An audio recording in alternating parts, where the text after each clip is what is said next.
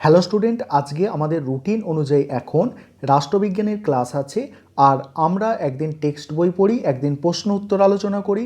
আগের ক্লাসে আমরা প্রশ্ন উত্তর পড়েছি, সেই কারণে আজকের ক্লাসে আমরা টেক্সট বইটা আবার কিছুটা পড়ে নেব।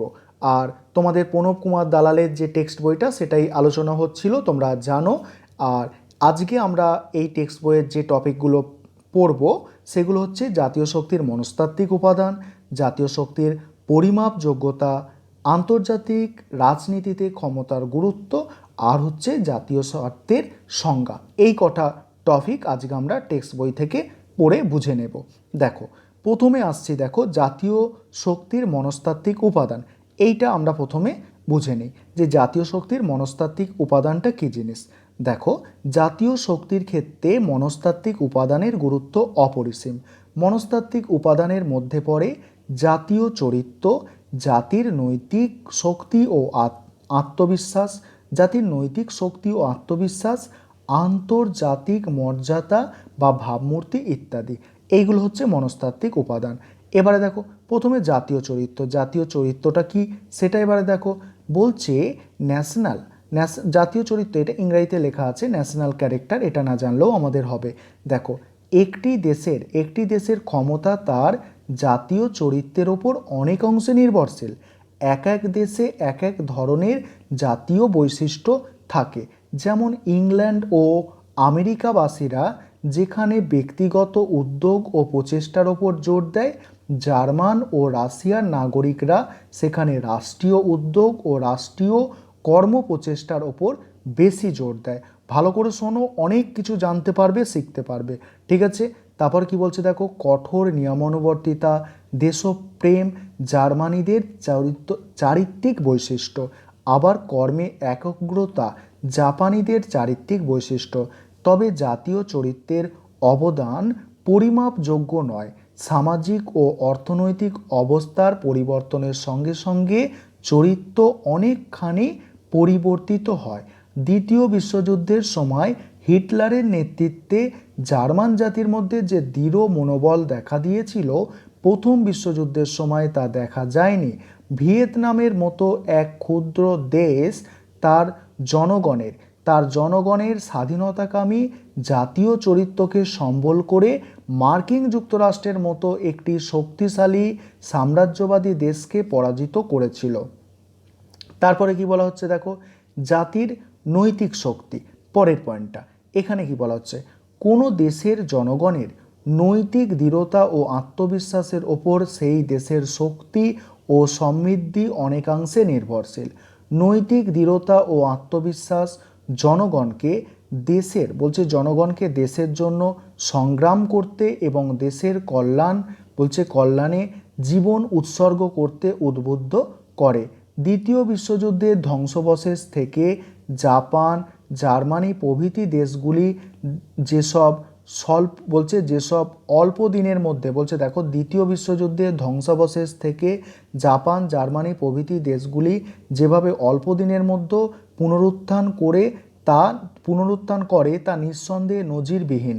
আর এই পুনরুত্থানের মূল চাবিকাঠি হলো আত্মবিশ্বাস ও নৈতিক দৃঢ়তা। এই জন্যই মর্গেনথাউ জাতীয় আত্মবিশ্বাসের নৈতিক শক্তিকে জাতীয় শক্তির আত্মা বলে চিহ্নিত করেছে। এই লাইনটা কিন্তু খুব ইম্পর্টেন্ট, একটু তোমরা দাগ দিয়ে রাখবে বা লিখে রাখবে লাইনটা। তারপর দেখো, তবে একটা দেশের সরকারের প্রকৃতির ওপর জাতীয় নৈতিক শক্তি অনেকাংশে নির্ভর করে। ব্যাপক গণভিত্তির ওপর প্রতিষ্ঠিত সরকারের প্রতি জনগণের আস্থা ও বিশ্বাস অটল থাকে বলে সেই সরকার তথা রাষ্ট্র শক্তিশালী হয়ে ওঠে। তারপরে দেখো, আত্মমর্যাদা ও ভাবমূর্তি। এখানে কি বলা হচ্ছে দেখো, আন্তর্জাতিক রাজনীতিতে কোনো রাষ্ট্রের মর্যাদা ও ভাবমূর্তি সেই রাষ্ট্রের জাতীয় শক্তির পরিচায়ক হিসাবে গণ্য। রাষ্ট্রের আন্তর্জাতিক মর্যাদা ও ভাবমূর্তি নির্ভর করে নিম্নলিখিত বিষয়গুলির ওপর। কিসের ওপর দেখো, রাষ্ট্রের নীতি, আদর্শ ও লক্ষ্য, রাজনৈতিক স্বাধীনতা ও মতাদর্শ, অর্থনৈতিক সামর্থ্য, নাগরিক পরিষেবার মান, সামরিক শক্তি, তারপর জাতীয় সংহতি ইত্যাদির ক্ষেত্রে, ঠিক আছে। তবে অনেক সময় দেখা যায় আন্তর্জাতিক ক্ষেত্রে একটি রাষ্ট্র মহাশক্তি হিসাবে স্বীকৃতি অর্জন করলেও কিছু কিছু কারণে তার মর্যাদা ও ভাবমূর্তি অবনমন ঘটে। উদাহরণস্বরূপ আন্তর্জাতিক ক্ষেত্রে মার্কিন যুক্তরাষ্ট্র একটি শক্তিশালী রাষ্ট্র হিসাবে স্বীকৃত হলেও ইরাক, ইরান, আফগানিস্তান প্রভৃতি দেশের ক্ষেত্রে তার ভূমিকা মার্কিন যুক্তরাষ্ট্রের ভাবমূর্তিকে যথেষ্ট কলুষিত করেছে। তারপরে দেখো জাতীয় শক্তির পরিমাপযোগ্যতা। দ্বিতীয় যে টপিকটা আমরা পড়ব বলেছিলাম জাতীয় শক্তির পরিমাপযোগ্যতা। এখানে কি বলা হচ্ছে, এখানে একটা ডিবেট আছে, অর্থাৎ একটা মানে মতবিরোধ আছে যে জাতীয় শক্তিকে পরিমাপ করা যাবে না যাবে না, ঠিক আছে, সেইটা নিয়ে এখানে বিস্তারিতভাবে লেখা আছে, একটু বুঝে নাও। বলছে জাতীয় শক্তি সঠিকভাবে পরিমাপ করা কাজটি খুব কঠিন, কারণ শক্তির উপাদানগুলির উপস্থিতি একটা দেশকে শক্তিশালী করে না। কারণ শক্তির উপাদানগুলির উপস্থিতি একটা দেশকে শক্তিশালী করে না। শক্তির মাত্রা নির্ভর করে শক্তির উপাদানগুলির যথাযথ ব্যবহারের উপর। জাতীয় ক্ষমতা বিভিন্ন উপাদানের সংমিশ্রণে গড়ে ওঠে। কোনো এক বা একাধিক উপাদান খুব বেশি পরিমাণে থাকলেই কোনো দেশ শক্তিশালী হয় না। সামরিক শক্তিতে বলীয়ান হওয়ার সত্ত্বেও অর্থনৈতিক দিক থেকে দুর্বল হলে দেশটিকে শক্তিশালী বলা যাবে না। তারপরে বলছে জাতীয় শক্তির পরিমাপের ক্ষেত্রে যেসব সমস্যা দেখা যায় সেগুলি নিম্নরূপ। 1 নম্বর পয়েন্ট দেখো, 1 নম্বর পয়েন্ট কি বলছে, জাতীয় শক্তির উপাদানগুলির গুরুত্ব অপরিবর্তনীয় নয়, অর্থাৎ পরিবর্তন আসে। স্থান কাল ভেদে একটি উপাদান অন্য উপাদানের থেকে অধিক কার্যকারী হয়ে উঠতে পারে।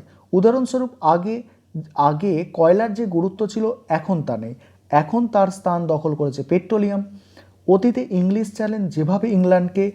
চ্যানেল মানে আর কি নদী দিয়ে ঘেরা ছিল, ঠিক আছে, ইংল্যান্ডকে বহির আক্রমণ থেকে রক্ষা করতে পেরেছে। আধুনিক দূরপাল্লা ক্ষেপণাস্ত্রের প্রেক্ষিতে এখন তার আর সেই গুরুত্ব নেই। তারপরে কি বলছে, একজন বৈজ্ঞানিক বলছে দেখো, আর্গানস্কি প্রমুখ লেখকদের মতে জাতীয় শক্তির পরিমাপ করার বিষয়টি অত্যন্ত জটিল, কারণ এর সঙ্গে অনেক বোধগম্যহীন উপাদান যেমন জাতীয় চরিত্র, জাতীয় মনোবল, নেতৃত্ব, কূটনীতি এইসব জড়িত থাকে। বর্তমানে চীনের শক্তিবৃদ্ধির পশ্চাতে অনেকে উপযুক্ত নেতৃত্বকে দায়ী করেন। এবার কি বলা হচ্ছে দেখো, পরের পয়েন্ট বলছে শক্তির ধারণাটি আপেক্ষিক। দুটি সমক্ষমতা সম্পন্ন দেশের মধ্যে, আপেক্ষিক মানে কি চেঞ্জ হতে পারে, ঠিক আছে, দুটি সমক্ষমতা সম্পন্ন দেশের মধ্যে একটি যদি হঠাৎ পারমাণবিক অস্ত্রের অধিকারী হয়ে ওঠে, অন্যটি তখন অপেক্ষাকৃত দুর্বল হয়ে পড়ে। আবার সামরিক দিক থেকে শক্তিশালী হতে গিয়ে একটি দেশ অর্থনৈতিক দিক থেকে দুর্বল হয়ে পড়তে পারে, যা ঘটেছিল সাবেক সোভিয়েত ইউনিয়নের ক্ষেত্রে। তারা অস্ত্র কিনতে গিয়ে না ঠান্ডা যুদ্ধের সময়, কোল্ড ওয়ারের সময় তারা ভিখারি হয়ে গেছিল, তাদের নাগরিকরাই শেষকালে খেতে পায়নি, তারপরে ঠান্ডা যুদ্ধে তো হেরেই গেল তারা। তারপরে দেখো পরের পয়েন্ট, একটি দেশের শক্তি অনেক সময় অন্য রাষ্ট্রের আচরণের উপর নির্ভর করে। অনেক সময় নিজের শক্তি বাড়ানোর জন্য একটি রাষ্ট্র অন্য রাষ্ট্রের সঙ্গে বন্ধুত্ব করে এবং গোপন চুক্তি করে, কিন্তু সংকটের সময় অন্য রাষ্ট্রটি যে চুক্তি অনুযায়ী কাজ করবেই তা নিশ্চিত করে বলা যায় না। প্রথম বিশ্বযুদ্ধের সময় ইটালি তার বন্ধু রাষ্ট্র অস্ট্রেলিয়া ও জার্মানিকে সাহায্য না করে ইংল্যান্ড ও ফ্রান্সের পক্ষ নেয়। তারপর কি বলা হচ্ছে, অনেক সময় যুদ্ধের ফলাফলকে ক্ষমতা পরিমাপের মাপকাঠি হিসাবে ধরা হয়, কিন্তু যুদ্ধের ফলাফল দেখে একটি দেশের শক্তি সঠিকভাবে বোঝা যায় না। উদাহরণস্বরূপ অভ্যন্তরীণ গণ্ডগোলে পর্যদস্ত জার শাসিত রাশিয়াকে জাপানের মতো একটি ছোট্ট দেশের সঙ্গে যুদ্ধে 1904 খ্রিস্টাব্দে হার স্বীকার করে নিতে হয়েছিল। তারপর কি বলা হচ্ছে দেখো, উপরিক্ত আলোচনা থেকে দেখা যাচ্ছে জাতীয় শক্তির পরিমাপের বিষয়টি সত্যিই জটিল। ইভেনস্টাইন যথার্থই বলেছেন, আন্তর্জাতিক সম্পর্কের ক্ষেত্রে একটি কেন্দ্রীয় সমস্যা হলো জাতীয় শক্তির সঠিক পরিমাপ। তাই জাতীয় শক্তির পরিমাপের সময় এই সমস্ত বিষয়কে বিবেচনার মধ্যে রাখা উচিত। তারপর দেখো, আন্তর্জাতিক রাজনীতিতে ক্ষমতার গুরুত্ব। এখানে কি বলা হচ্ছে, আন্তর্জাতিক রাজনীতিতে ক্ষমতার গুরুত্ব অপরিসীম। বলছে ক্ষমতাহীন রাষ্ট্র আন্তর্জাতিক রাজনীতিতে গুরুত্বহীন। আন্তর্জাতিক ক্ষেত্রে যে কোনো রাষ্ট্রই বলছে যে কোনো রাষ্ট্রই প্রধান লক্ষ্য হলো বলছে যে কোনো রাষ্ট্রেরই প্রধান লক্ষ্য হলো ক্ষমতা বৃদ্ধি। তাই অনেক সময় ক্ষমতা ও রাষ্ট্রকে অভিন্ন বলে গণ্য করা হয়। যেমন যেমন অতীব ক্ষমতাধর রাষ্ট্রকে বোঝাতে বৃহৎ শক্তি কথাটি ব্যবহার করা হয়। ক্ষমতার গুরুত্বের প্রসঙ্গে মন্তব্য করতে গিয়ে মর্গেনথাউ বলেছেন, আন্তর্জাতিক রাজনীতির কেন্দ্রবিন্দু হলো ক্ষমতার দ্বন্দ্ব, অর্থাৎ ক্ষমতাকে কেন্দ্র করে মারপিট। ঠিক আছে, আন্তর্জাতিক রাজনীতির বহুবিধ উদ্দেশ্য থাকতে পারে, অনেক উদ্দেশ্য থাকতে পারে আন্তর্জাতিক রাজনীতির, কিন্তু চূড়ান্ত লক্ষ্য হলো ক্ষমতা অর্জন করা ও দখল করা। ধর্মীয় সংস্কৃতি, দার্শনিক বা অন্য যে কোনো লক্ষ্য অর্জন করতে হলে প্রয়োজন ক্ষমতা বা শক্তির। ক্ষমতা ছাড়া কোনো প্রকার লক্ষ্যে উপনীত হওয়া যায় না। দ্বিতীয় বিশ্বযুদ্ধের ধ্বংসাত্মক পরিণতি ও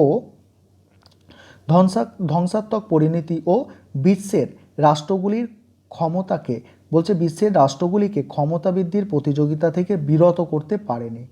তাছাড়া এশিয়া, আফ্রিকা বা লাতিন আমেরিকা বা ইউরোপ যেখানেই কোনো সমস্যা দেখা দিক না কেন, বৃহৎ শক্তিবর্গ তা সমাধানের নামে কার্যত নিজেদের ক্ষমতা বৃদ্ধির কাজে নেমে পড়ে। উদাহরণস্বরূপ, যুদ্ধে বিধ্বস্ত ইউরোপের পুনর্গঠনে মার্কিন যুক্তরাষ্ট্র যে মার্শাল পরিকল্পনা গ্রহণ করেছিল, তার আসল উদ্দেশ্য ছিল ওইসব অঞ্চলে নিজের প্রভাব বিস্তার করা। বস্তুতপক্ষে নেতারা মুখে যতই উচ্চ আদর্শের কথা বলুক, ক্ষমতা অর্জন এবং আন্তর্জাতিক রাজনীতিতে প্রভাব বিস্তারই হলো তাদের প্রধান এবং চূড়ান্ত লক্ষ্য। প্রত্যেক রাষ্ট্রই নিজের ক্ষমতা বৃদ্ধির মাধ্যমে আন্তর্জাতিক রাজনীতিকে প্রভাবিত করতে সচেষ্ট থাকে। বলছে প্রত্যেক রাষ্ট্রই কি নিজের ক্ষমতা বৃদ্ধির মাধ্যমে আন্তর্জাতিক রাজনীতিকে প্রভাবিত করতে সচেষ্ট থাকে। এইভাবে কোনো রাষ্ট্র অপেক্ষাকৃত বেশি শক্তিশালী হয়ে উঠলে অন্য রাষ্ট্র বিভিন্নভাবে তার সমকক্ষ হওয়ার এবং ক্ষমতার ভারসাম্য বজায় রাখতে সচেষ্ট থাকে। কখনো জোট গঠন, কখনো মৈত্রী স্থাপন বা হস্তক্ষেপের মাধ্যমে, আবার যুদ্ধের মাধ্যমে রাষ্ট্রগুলি এই প্রচেষ্টা চালায়। এই জন্যই আন্তর্জাতিক রাজনীতিকে অনেক সময় ক্ষমতার রাজনীতি, পাওয়ার পলিটিক্স বলা হয়। ঠিক আছে, তারপরে দেখো বলছে তবে কোনো রাষ্ট্রবিজ্ঞানীর মতে ক্ষমতা রাজনীতির ওপর অত বেশি গুরুত্ব আরোপ করা ঠিক নয়। আন্তর্জাতিক ক্ষেত্রে রাষ্ট্রসমূহ যে সমস্ত তৎপরতায় নিযুক্ত থাকে তার সবটাই ক্ষমতা লাভের প্রচেষ্টা নয়। বার্টন বলেছেন, বাস্তববাদীরা ক্ষমতার রাজনীতিকে অতিরঞ্জন করে ফেলেছেন। আন্তর্জাতিক রাজনীতির ক্ষেত্রে কেবলমাত্র ক্ষমতাকে কাজে লাগিয়ে উদ্দেশ্য সাধন করা যায় না। পৃথিবীর বিভিন্ন রাষ্ট্রে যে অবিরাম সংগ্রাম চালিয়ে যাচ্ছে, যেমন দেখো মানবাধিকার লঙ্ঘন, পরিবেশ দূষণ, তারপরে বর্ণ বৈষম্যবাদ, ঠিক আছে, তাকে শুধু ক্ষমতা অর্জনের অলোক ব্যাখ্যা করা যায় না। জোসেফ ফাঙ্কেল যথার্থই বলেছেন, আন্তর্জাতিক রাজনীতি শুধু শক্তির দ্বারা নির্ধারিত হয় না, রাষ্ট্র কর্তৃক অনুসৃত মূল্যবোধ এর দ্বারাও নির্ধারিত হয়। এবার আমরা দেখব পরে যেটা বললাম তোমাদের টপিকটা কি, জাতীয় স্বার্থ। এবারে জাতীয় স্বার্থটা আমরা দেখে নেব। প্রথমে ভূমিকা আছে, তারপরে এখানে অর্থ আর সংজ্ঞা দিয়েছে। প্রথমে ভূমিকাটা দেখো। আন্তর্জাতিক রাজনীতিতে জাতীয় স্বার্থের ধারণাকে একটি গুরুত্বপূর্ণ স্থান দখল করতে দেখা যায়। পররাষ্ট্রনীতি নির্ধারণে জাতীয় স্বার্থ গুরুত্বপূর্ণ ভূমিকা পালন করে। যে কোনো দেশের পররাষ্ট্রনীতির প্রধান লক্ষ্যই হলো জাতীয় স্বার্থ পূরণ। জাতীয় স্বার্থকে বিসর্জন দিয়ে কোনো দেশ তার পররাষ্ট্রনীতি নির্ধারণ করেছে এমন ঘটনা বিরল। আবার যদি ঘটে থাকে তাহলে সেই দেশের নীতি নির্ধারকদের দেশদ্রোহিতার দায়ে অভিযুক্ত হতে হবে। পররাষ্ট্রনীতি নির্ধারণে জাতীয় স্বার্থের গুরুত্ব প্রসঙ্গে মন্তব্য করতে গিয়ে জোসেফ ফাঙ্কেল বলেছেন, জাতীয় স্বার্থ হলো পররাষ্ট্রনীতির ক্ষেত্রে প্রধান ধারণা। মর্গেনথাউ এর মতে যতদিন পর্যন্ত পৃথিবী রাজনৈতিকভাবে সংগঠিত বিভিন্ন জাতি রাষ্ট্রে বিভক্ত থাকবে, ততদিন পর্যন্ত জাতীয় স্বার্থের ধারণাই বিশ্ব রাজনীতিতে শেষ কথা বলবে। লর্ড লর্ড পামারস্টন একদা বলেছিলেন আমাদের কোনো শাশ্বত বন্ধু নেই, শাশ্বত সত্য নেই, আছে শুধু শাশ্বত জাতীয় স্বার্থ যা আমরা অনুসরণ করে যাব। এবার দেখো সংজ্ঞা, অর্থ ও সংজ্ঞা। জাতীয় স্বার্থের কোনো সর্বজনগ্রাহ্য সংজ্ঞা নির্দেশ করা খুব কঠিন, কারণ জাতীয় স্বার্থ বলতে ঠিক কী বোঝায় তা নিয়ে মতভেদ লক্ষ্য করা যায়। অধ্যাপক ফাঙ্কেলের মতে জাতীয় স্বার্থ হলো জাতীয় মূল্যবোধের সমষ্টি, ঠিক আছে। তারপর দেখো হার্টম্যান, তার দ্য রিলেশন অফ নেশন, হার্টম্যানের বইটার নাম মনে রাখবেন, রিলেশন অফ নেশন গ্রন্থে মন্তব্য করেছেন জাতীয় স্বার্থ হলো বিভিন্ন ধরনের আকাঙ্ক্ষা যা সার্বভৌম রাষ্ট্র অর্জন করতে চায়।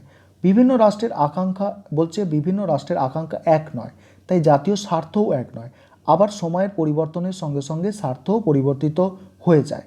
কোনো রাষ্ট্রই তার ন্যূনতম স্বার্থ ত্যাগ করতে রাজি থাকে না, ফলে যুদ্ধ কখনো কখনো অনিবার্য হয়ে ওঠে। তারপরে দেখো আব্দুল আজিজ শহীদ জাতীয় স্বার্থের সংজ্ঞা প্রসঙ্গে বলেছেন, কোনো দেশের নীতি নির্ধারণকারীগণ রাজনৈতিক ক্রিয়াকর্মের ক্ষেত্রে যে মূল্যবোধজনিত বিচার বিবেচনা প্রয়োগ করে তা হলো প্রকৃতপক্ষে জাতীয় স্বার্থের ধারণা। জাতীয় স্বার্থের ধারণাকে রাষ্ট্র, জাতি এবং সরকারের সাধারণ, দীর্ঘমেয়াদী এবং নিরবচ্ছিন্ন উদ্দেশ্য পূরণে গণ্য করা চলে, ঠিক আছে। জাতীয় স্বার্থের উৎস নিহিত থাকে জনগণের সামাজিক চেতনা এবং সাংস্কৃতিক উত্তরাধিকারের মধ্যে। অন্য রাষ্ট্রের সঙ্গে সম্পর্ক নির্ধারিত হয় জাতীয় স্বার্থের দ্বারাই। এবার ফার্নিস আর স্লাইডার অনুরূপভাবে বলেছেন, প্রত্যেক জাতিরই কিছু মৌলিক প্রয়োজনীয়তা ও আশা আকাঙ্ক্ষা থাকে যেগুলি নীতি নির্ধারণকারীগণ তাদের কাজের মধ্য দিয়ে সংরক্ষণ তথা পরিবর্ধন করতে চান। ওই সব জাতীয় প্রয়োজনীয়তা ও আশা আকাঙ্ক্ষাই হলো জাতীয় স্বার্থ।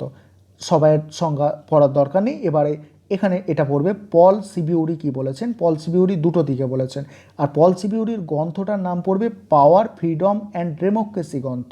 পল সিবিউরির লেখা, ঠিক আছে।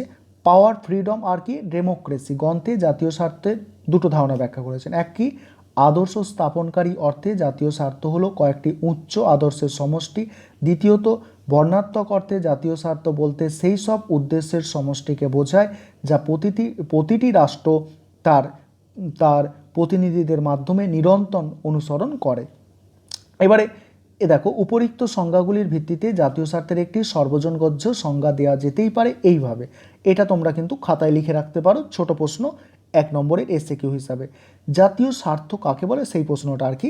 দেখো, জাতীয় স্বার্থ হলো জাতির সেই সমস্ত লক্ষ্য ও আকাঙ্ক্ষা যেগুলি পূরণের জন্য রাষ্ট্র সচেষ্ট থাকে। এই সমস্ত লক্ষ্য ও আকাঙ্ক্ষার মধ্যে উল্লেখযোগ্য হলো জাতীয় নিরাপত্তা, ভূখণ্ডগত অখণ্ডতা, জাতীয় মূল্যবোধ, জীবনধারার সংরক্ষণ, জাতীয় উন্নয়ন, বিশ্ব শান্তি প্রতিষ্ঠা ইত্যাদি। এই ছিল আজকের ক্লাস। তোমাদের কোনো সমস্যা থাকলে অবশ্যই তোমরা জানাবে। নতুন কেউ অ্যাডমিশন নিতে চাইলে তোমাদের বন্ধুবান্ধবদের মধ্যে, তাহলে তোমরা কিন্তু আমার সাথে যোগাযোগ করিয়ে দেবে।